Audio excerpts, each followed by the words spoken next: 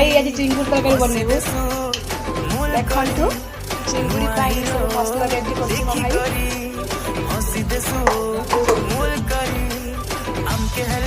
ଗରମ ମସଲା, ହଳଦୀ ଗୁଣ୍ଡ, ଅଦା ରସୁଣ ପେଷ୍ଟ ଆଉ ଲୁଣ, ତାପରେ ଟିକେ ବ୍ଲାକ୍ ସଲ୍ଟ ପକେଇବା, ତାପରେ ଧନିଆ ପାଉଡର ପକେଇବା, ତାପରେ ମିକ୍ସ ମସଲା ସବୁ ପକେଇବା,